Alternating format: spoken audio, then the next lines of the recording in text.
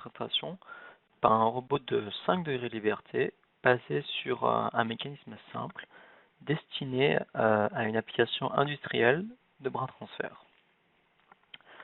Ce robot est un concept faisant appel à la cinématique inverse pour définir le mouvement d'entraînement du mécanisme réel. On voit ici la structure générale du robot, avec des liaisons divisées en sous-systèmes.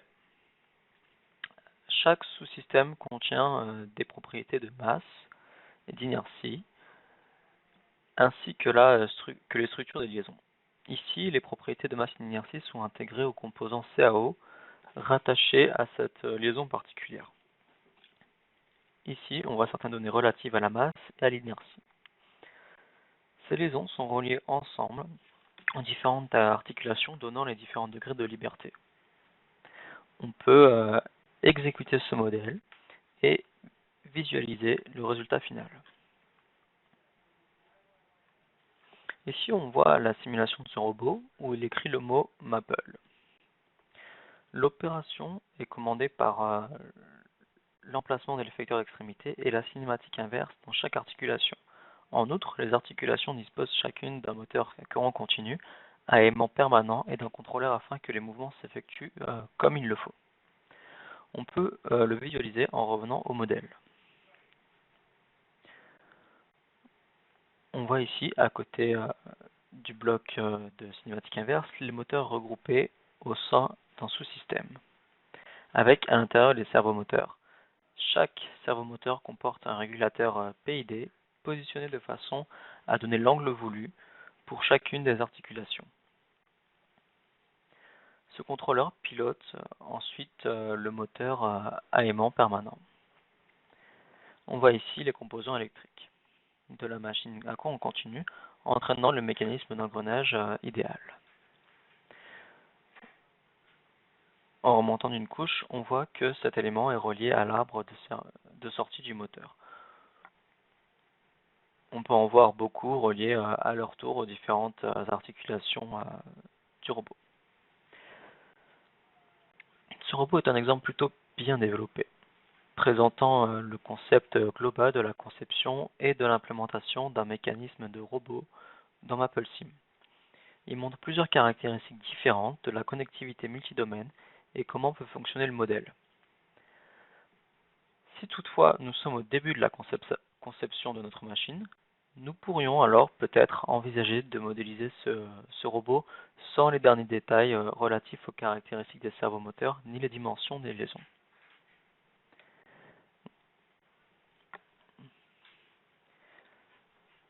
Venons-en à présent à notre second exemple. Ce modèle est un mécanisme de robot avec bras transfert. Et il a été conçu spécifiquement pour répondre aux questions suivantes. Quel est le dimensionnement correct du moteur de mon robot? Que se passe-t-il si je modifie certaines des caractéristiques des paramètres des liaisons? Comment ma conception de robot s'en trouve-t-elle affectée? J'ai aussi besoin d'examiner certains calculs pour connaître la charge de palais dont je peux disposer. Voyons maintenant ce qu'est la simulation complète pour avoir une idée de ce qui se passe avec ce robot. Vous voyez ici la fenêtre de visualisation. Je vais la modifier un peu. Là. Voilà. On réduit.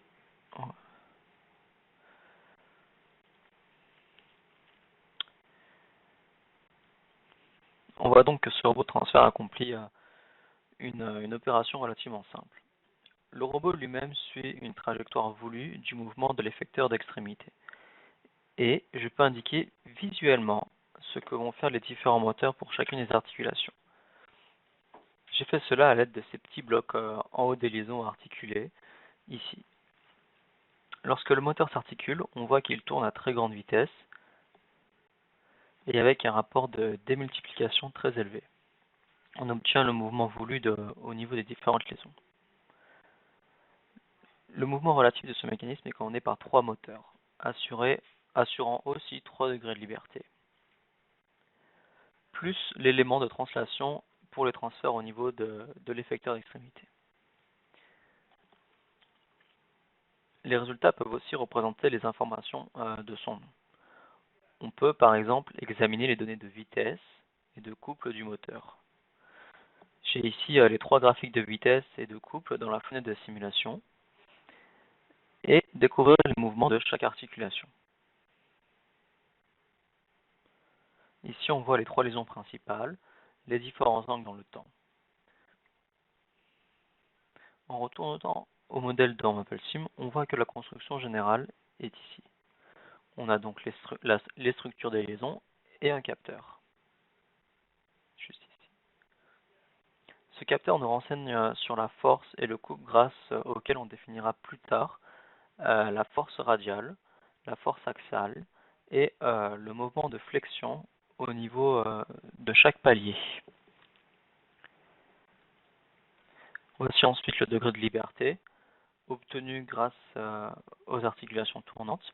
Cette articulation est actionnée à l'aide de ce système du moteur qui, contrairement au modèle précédent, utilise un entraînement de positionnement. Dans cet exemple, je me sers de l'entraînement de positionnement pour actionner le moteur. Je peux toujours au besoin en faire un entraînement de mouvement avec insertion des données de position, vitesse et accélération et m'en servir comme entrée d'entraînement représentatif du moteur que je vais utiliser.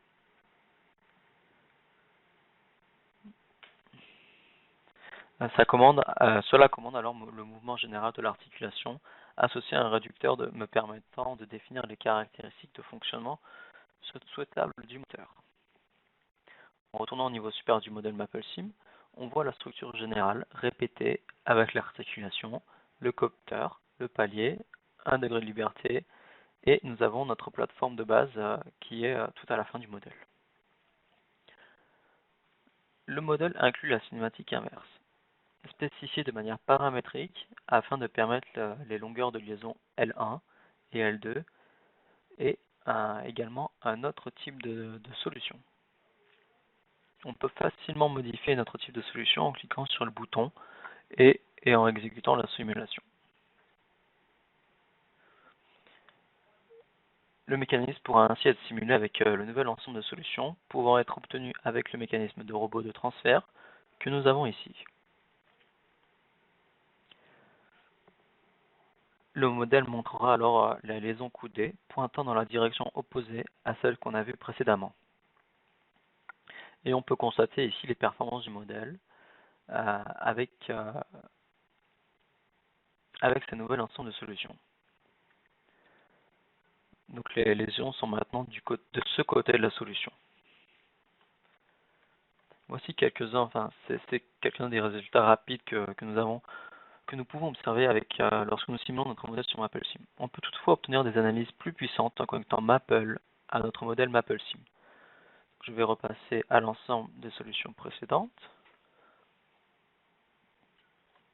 Ici, en annexe, une feuille d'analyse qui, une fois lancée, ouvrira Maple. Cette feuille de travail Maple se connecte directement au modèle MapleSim qu'on a vu. On le voit ici, grâce à la fenêtre de prévisualisation. On voit ici le modèle et l'image que nous avons fourni avec ce modèle MapleSim. En cliquant sur le bouton de simulation ici, le processus d'arrière-plan est que la feuille de travail va se connecter au modèle MapleSim, exécuter la simulation et préparer un ensemble précompilé de résultats de code. Ensuite, les résultats numériques de la simulation seront représentés. On peut, comme précédemment, consulter les données sondées, voir à quoi ressemble celle du débattement de l'articulation. On voit ici l'angle de l'articulation numéro 1, avec le maximum, le minimum, et les valeurs RMS différentes. On a également représenté pour cette même articulation différents résultats comme la vitesse angulaire, l'accélération angulaire, qui est également visible. On voit des zones représentant des pics prononcés dans les données d'accélération, pouvant être des zones à cibler dans notre processus de conception de machine, en essayant de lisser les caractéristiques générales du mouvement destiné à actionner les articulations. En examinant les autres types de données rattachées au modèle, comme la force portante, je vois que ces pics sont aussi là, et je peux prévoir que le mécanisme d'ensemble va être soumis à une force portante supplémentaire. Ensuite, j'ai un graphique spécifique généré pour les caractéristiques du moteur. Ici, les informations relatives au moteur peuvent être présentées individuellement côté moteur du réducteur, où l'on voit leur vitesse et leur couple. Donc ici, speed. Les points tracés sont agencés de manière à apparaître les données sur toute la durée de l'exécution et pouvoir les comparer aux données de référence. Il suffit de combiner nos résultats afin d'examiner la valeur absolue. Nous connaissons maintenant l'amplitude de vitesse et des compéteurs du moteur 1.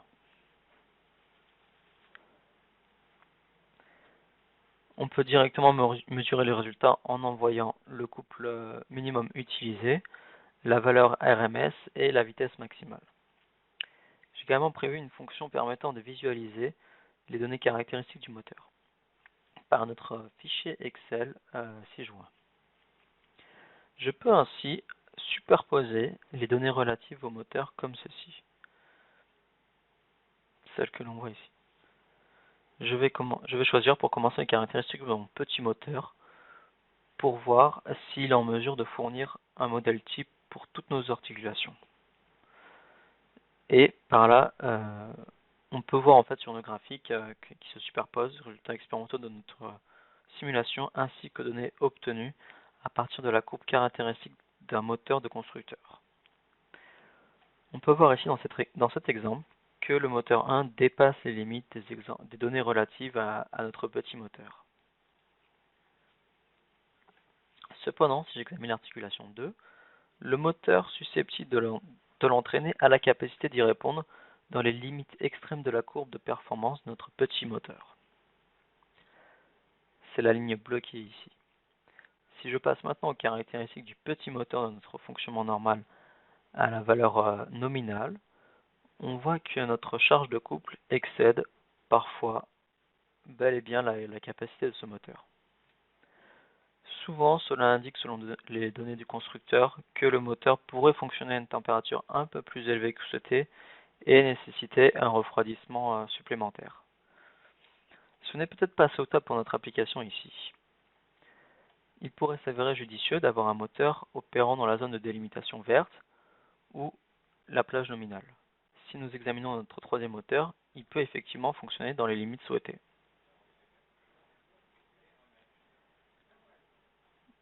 Si je reviens à notre premier moteur et envisage un moteur différent de notre liste de données constructeurs, je pourrais peut-être définir un moteur susceptible de fonctionner dans la plage souhaitée. Ici, notre plus gros moteur peut pratiquement réaliser les caractéristiques voulues dans le cas d'un fonctionnement normal. Si j'optimise la capacité de notre moteur, on voit que les limites du moteur identifient un cas à un moment donné où il ne sera peut-être pas en mesure d'atteindre la limite souhaitée. Je vais par conséquent devoir prendre en compte différentes configurations de moteur, une planification de trajectoire ou une configuration de liaison différente en fonction de mon processus de conception pour cette machine particulière. Examinons maintenant l'étape suivante de certaines de mes itérations de conception. Je peux avoir besoin d'informations sur la durée de vie des paliers. À cet effet, il sera très utile de connaître la charge dynamique s'exerçant sur les articulations portantes. Ce modèle comporte la particularité de pouvoir mesurer les forces portantes ainsi que les moments de flexion des paliers. Chaque palier, donc les paliers 1, 2 et 3, possède les informations représentées ici. Je peux facilement commuter les résultats entre eux pour montrer alors la charge radiale et le moment de flexion. On voit dans tous les cas un ensemble de résultats très harmonieux et il en est ainsi car, pour en revenir à notre simulation, on exécute la simulation une fois, puis on répète le processus plusieurs fois. Nous attendons par conséquent à avoir le même type de comportement au niveau de chaque boucle et les pics de façon assez répétitive. Pour en revenir à notre feuille d'analyse Maple, on distingue effectivement deux schémas de charges portantes. Un pic très prononcé et un second un peu plus petit. Ces deux points correspondent aux deux extrémités de la trajectoire voulue que le robot réalise effectivement.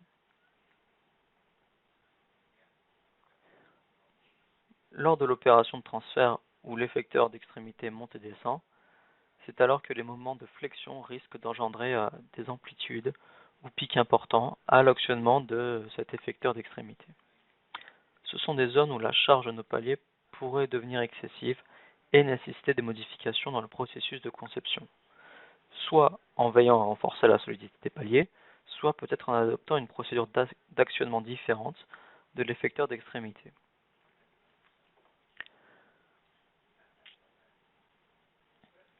Enfin, si l'on veut être en mesure d'utiliser ces informations de façon plus générale, il peut être très utile d'exporter les résultats vers un fichier de données. Nous pouvons nous contenter évidemment de déposer l'ensemble complet des résultats de simulation donc dans un dossier, ici dans un fichier Excel.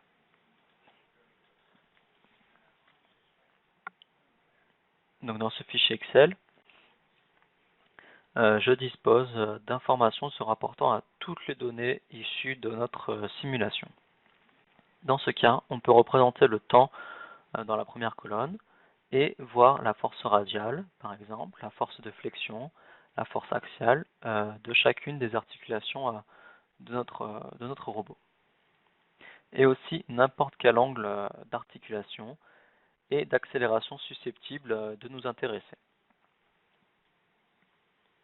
On peut ensuite utiliser ces éléments dans le cadre éventuel d'un logiciel d'analyse des paliers ou dans le cadre de nos calculs de charge et de longévité des paliers. La dernière fonction intégrée à cette feuille de travail, c'est l'outil de balayage des paramètres de ce modèle, paramètre sweep. On peut modifier ici la longueur des liaisons. Par exemple, la liaison 1 a une portée de 0,4 à 0,45 mètres. Ici, on a attribué la même valeur à la liaison 2. Ici, on va juste modifier les valeurs pour la liaison 1. Je lance l'analyse et le balayage des paramètres. C'est un processus très rapide et en raison des capacités multitraitement et multithread du calculateur auquel je me suis conformé ici, c'est une fonction automatique de l'outil de balayage des paramètres. Avec les résultats figurant ici, je peux voir les caractéristiques de performance de chaque moteur. On observe des différences notables de caractéristiques de charge du moteur 1 si l'on modifie légèrement la longueur de la liaison 1. Ici, on a balayé sur trois ensembles de paramètres différents. Je peux ajuster les résultats et leur donner un aspect similaire à précédemment avec les graphiques d'amplitude et de vitesse, de vitesse et de couple. Je peux aussi examiner les données ponctuelles du graphique et considérer la valeur absolue pour chaque résultat. Je peux veiller à ce que pour mon champ de moteur, les enveloppements de fonctions restent dans les limites logiques. Je peux par ailleurs examiner différents résultats du balayage des paramètres comme la liaison de l'articulation 1 et on constate différences notables d'angle d'articulation en modifiant les paramètres.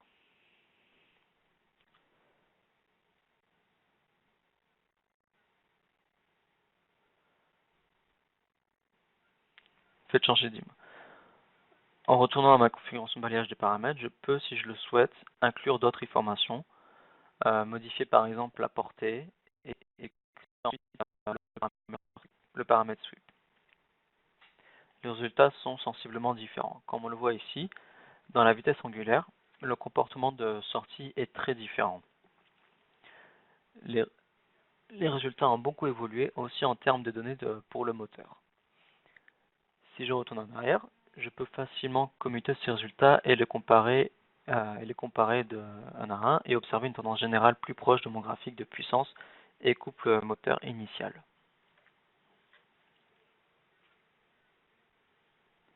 Ici, je ne compare que trois configurations différentes en commutant les paramètres de la longueur 1, je peux facilement intégrer les dimensions de la longueur de la liaison 2. En effectuant ce balayage des paramètres, qu'ensuite je commute, j'ai 3 points différents pour la liaison 1 et avec 3 points différents pour la liaison 2. Si on multiplie le tout, on obtient 9 configurations possibles. Vous voyez à quelle vitesse ont été réalisés les calculs avec le traitement en parallèle. On peut voir aussi la légende des longueurs utilisée dans le modèle. On a des écarts notables de performance globale. Par exemple, les angles articulaires présentent des modifications non négligeables avec des résultats qui ne sont plus juste superposés et convergent l'un vers l'autre, et d'autres caractéristiques de croisement. Les comportements caractéristiques de la vitesse du moteur sont beaucoup plus dynamiques et le comportement du système dans son ensemble est sensiblement affecté par la modification significative des longueurs des différentes liaisons. On peut examiner toutes les caractéristiques du moteur qui nous intéressent et constater les mêmes résultats.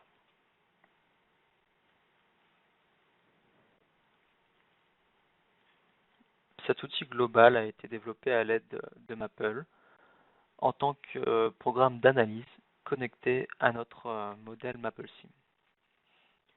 Le modèle lui-même a été configuré de façon à permettre au mécanisme de faire apparaître ces données en séparant celles des moteurs de la structure de liaison et en utilisant la cinématique inverse pour piloter l'activation de ces moteurs.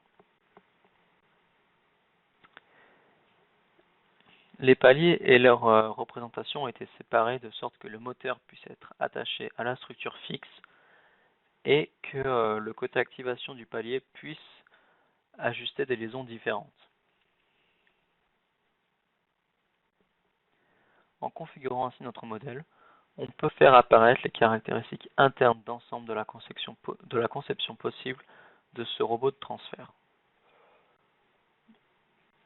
Nous avons toujours la possibilité de revenir en arrière et de modifier n'importe quel paramètre, comme par exemple les rapports de démultiplication. Je peux complètement reconfigurer le rapport 1, le rapport 2 et le rapport 3, puis tout simplement réexécuter une nouvelle fois les résultats. Le modèle m'a permis d'adopter une approche très paramétrique de cette analyse sans me confiner aux limites susceptibles d'apparaître en choisissant un moteur et en le configurant avec un moteur à courant continu, comme on l'a vu dans le premier exemple.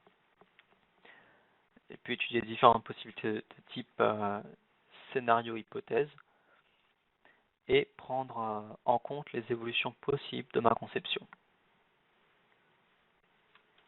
Les besoins d'itération multiples dans mon workflow global sans avoir les pieds et les points liés par quelques décisions ultérieures, que ce soit dans la suite du processus. On peut toujours exécuter la feuille d'analyse avec ces nouveaux paramètres de configuration en cliquant sur Simuler le processus. Maintenant que nous avons nos différents rapports de démultiplication, ce modèle MapleSim sera resimulé en utilisant un nouvel ensemble de résultats. On peut évidemment explorer les résultats antérieurs et l'on voit à présent notre nouvel ensemble de caractéristiques moteurs pour chaque configuration d'engrenage. Il est possible d'étudier la pertinence du petit moteur avec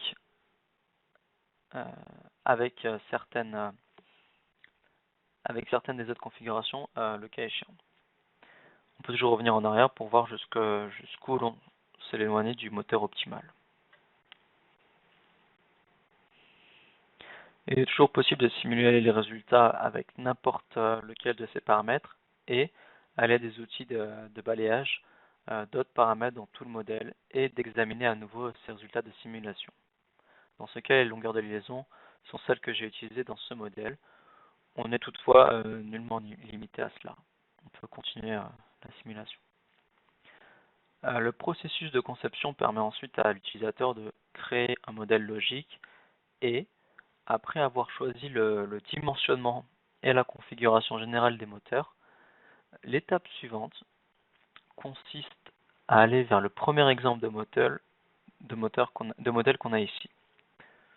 Dans cet exemple, les lésions étaient définies et intégrées avec la géométrie CAO afin d'améliorer la masse, l'inertie et la visualisation. Le modèle utilise ici des servomoteurs choisis commandés par la cinématique inverse et les régulateurs PID de contrôle de position.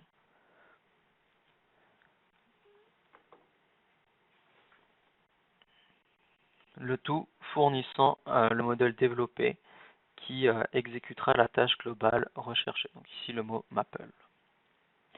Ce process permet une approche itérative de la conception de votre machine, où le modèle ne se limite plus à la présélection de l'une ou de l'autre configuration, que ce soit par des longueurs de liaison, des propriétés d'inertie ou des choix de moteur, mais est encore capable d'évoluer grâce à ces données et d'intégrer davantage de dynamique au niveau des contrôleurs ou des actionneurs.